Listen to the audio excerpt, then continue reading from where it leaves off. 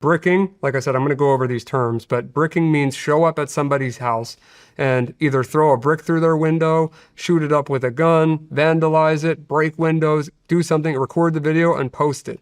And sometimes when they do this bricking thing, they'll do it to their own members to see if they're loyal and like won't call the cops, and if the cops come, they won't snitch. They'll literally do it as a loyalty test, which gets even worse in a bit. But that's what bricking is, and that guy is arrested. 22-year-old member of one of the groups kidnapped and raped a 12-year-old girl in Virginia. He was convicted and sentenced to, this is a long sentence, to 350 years in prison. 764 group also leveraged animal torture, incest, self-harm, bestiality from their victims. 17-year-old member Nino live streamed himself attacking an 82-year-old man, and 2 weeks later he murdered a 74-year-old woman on video who he believed to be Roma to prove his loyalty to the group. He was only sentenced to 14 years, and I have a video of that, which is very disturbing. He hurt an old man terribly and murdered an old woman gruesomely live on Discord, the chat application, just to prove to these people that he had what it takes to be part of their group. What the fuck is wrong with these people? And did you hear the sentence? 14 years. 14 years. Where was that? I don't know off the top of my head. 14 years. I would imagine it wasn't the United States, because if you believe them to be Roma, that's like a usually other countries. So another one, a 13-year-old girl. This happened 4 days ago. Where? In Washington State. A 13-year-old girl was found hanging in a parking lot in Washington while live streaming her suicide. The chat was encouraging her to take her clothes off because they said it would be hotter, quote unquote. And I have the article about that, but the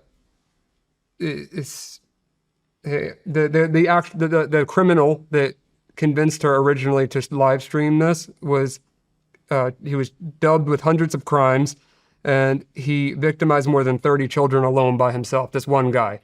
The 13-year-old girl was hanging in a parking lot dead, while the chat was telling her to get naked because it would be hotter. And that just happened, so I don't know about an arrest on that yet. Slang, which I'll get into the videos in a second. So cut signs, cut sluts, carving names, group names into their skin very deeply, not like scratching a little bit, like going in, permanent scars. Me in Florida that one girl was swallowing razor blades. A little boy, yeah. Or a boy. Yeah, a little boy was swallowing razor blades on camera. Allure book, Allure book is a victim collage of CSAM that they will use to threaten to show family, friends, and school. Luring via social media, online games, leverage for nudes, and later extort via self-mutilation, suicide, and all of the other things. Like one of them is lighting a homeless person on fire with a Molotov cocktail. That's something else that I'll show you. Swatting, sending a SWAT team to a victim's house, tricking the local PD into believing an actual crime is being committed in their house.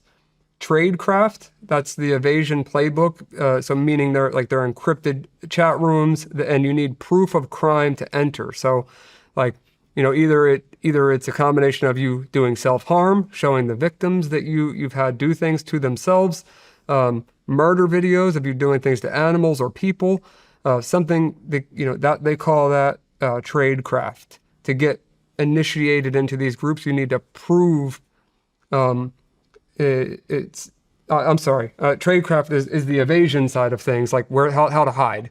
I don't know why I have it on the same line here, but the proof of crime to enter is what most of them require for you to join these private groups, where these people are at.